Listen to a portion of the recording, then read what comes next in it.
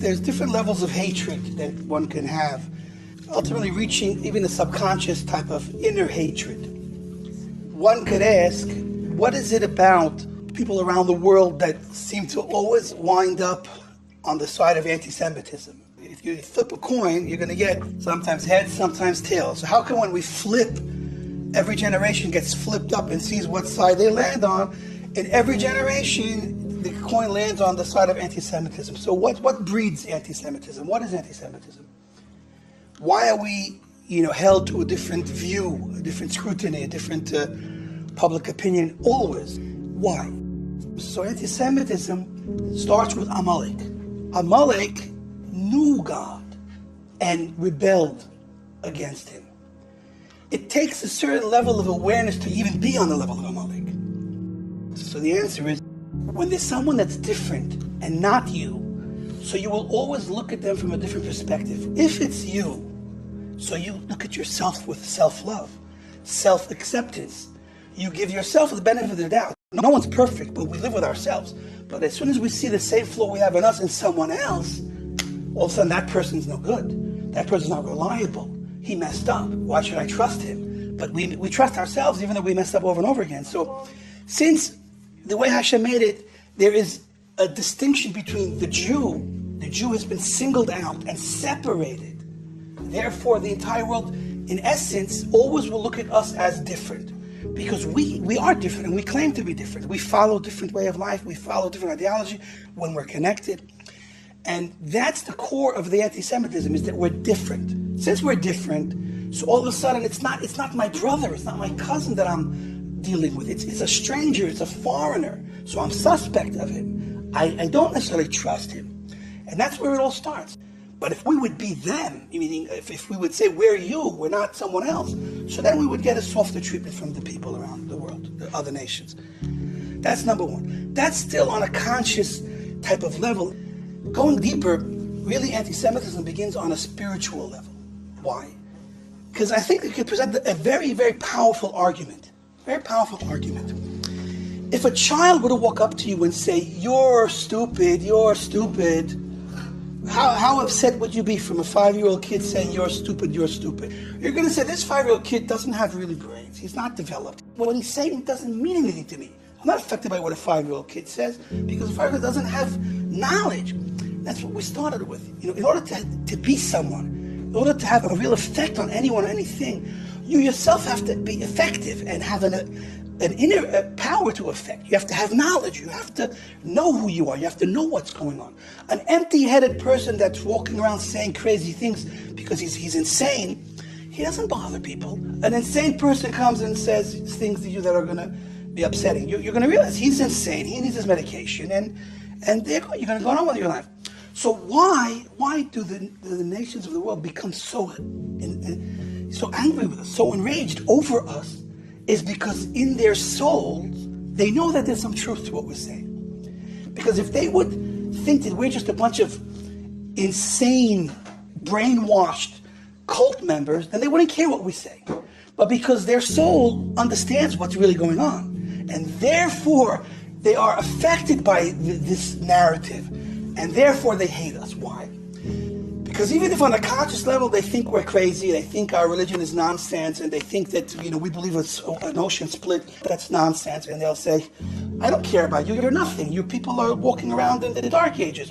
But that's what they say with their lips. But inside their soul, they sense something otherwise. They sense the opposite. And therefore there's hate. There's going to be hate between secular and religious Jew, and there's going to be hate between nations of the world and the Jewish nation, because ultimately our souls see the truth in heaven. What is faith, and where does faith come from? Emunah. A very common statement. Where knowledge ends, faith begins. I don't have to believe that I'm looking at a book right now that I'm looking at. I don't have to believe that I have money in my pocket when I know I have money in my pocket.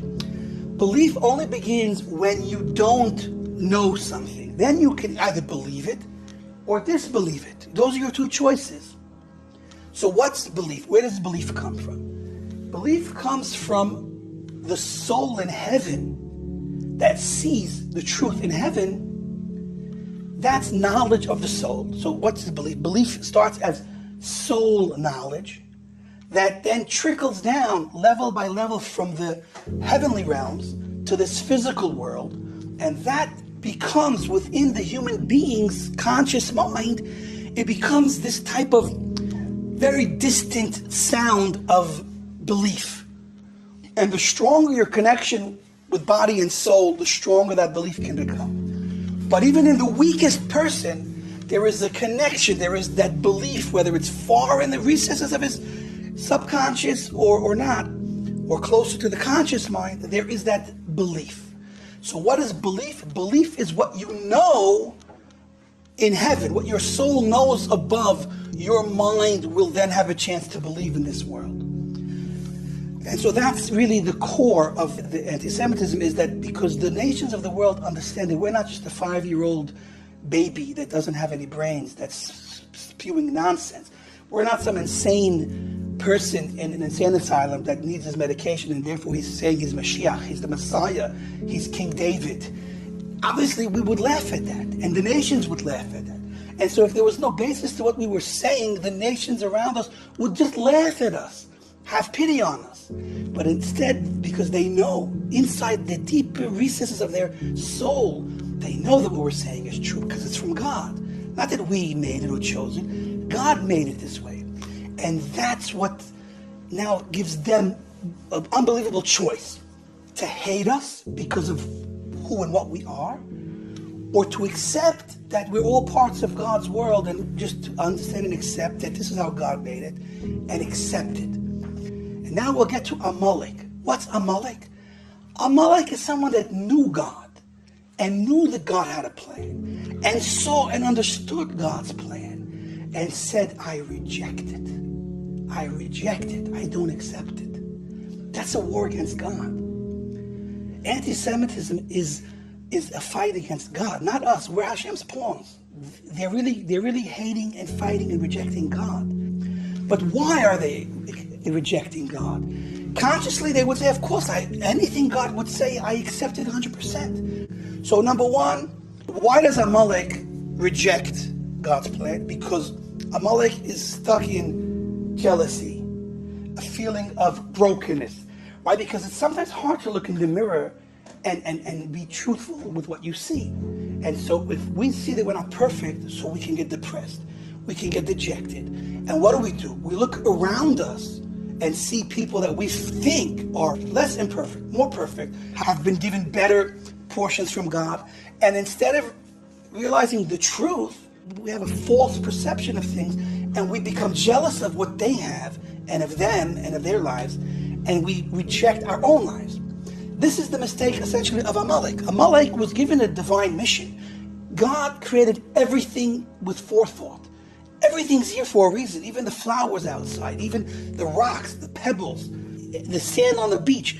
Everything is by divine design, and therefore a human being that's in this world has to understand God directly decided to put him where he is with what he has, Jew and non-Jew. This is a very powerful idea to meditate on, to internalize. That means I exist and I'm an entire world unto myself. I don't exist in relation to someone else. You can't be a supporting actor in your own movie. You're the star of your own movie. Now, in the bigger picture, you have to find your place. But in your particular life, it's your life. You can't live off of others and for others and through others. You have to live for yourself. And so that's part of the problem. Amalek is looking at the Jews, Israel, and what they were given, and then he feels rejected. He feels insignificant. He feels broken, jealous, and then full of rage and anger. And that's anti-Semitism. The solution to anti-Semitism is a double-edged sword. On one side, there's an anti-Semitism, and on the other side, there is the real purpose why God did all of this, for the Jews to be a light unto the nations. And when you're offering light to people that are in darkness, they're supposed to react and say, thank you, give me the light, you're so amazing. And that's why you find people out there that are connected with their souls properly, and they believe in God, that they love the Jews, they support the Jews, they're behind the Jews 100%. Unfortunately, it's a minority, but that's the flip side of this coin.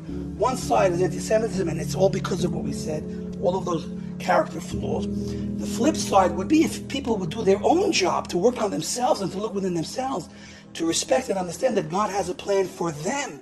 And my value doesn't detract from your value and cause, instead of acceptance, rejection. And they resent and they reject our godly role, and they reject God in his choosing us. Now they can get over that. That's their job. Their job is to get over that. What's our job? Our job is, as much as we can, to accept our role from God without the idea of being privileged. That's our job and our challenge. We have to be humble. We have to be sincere and sweet. And in a time of peace, which we not long ago we felt there was a time of peace, we can, in fact, be a light unto the nations. The Lubavitch Rebbe, I believe, says very straightforward. He says, when we're being chased with guns and knives, of course we have no responsibility to be a light unto the nations. We have to save our lives. So in earlier generations where we were just looked at and hated to such a degree that it was impossible to have a positive effect in our society, but in a more peaceful time, when people are more open and more accepted, especially now with internet and how communication is just spreads all around the world, we're becoming one world, I think, leading towards Mashiach.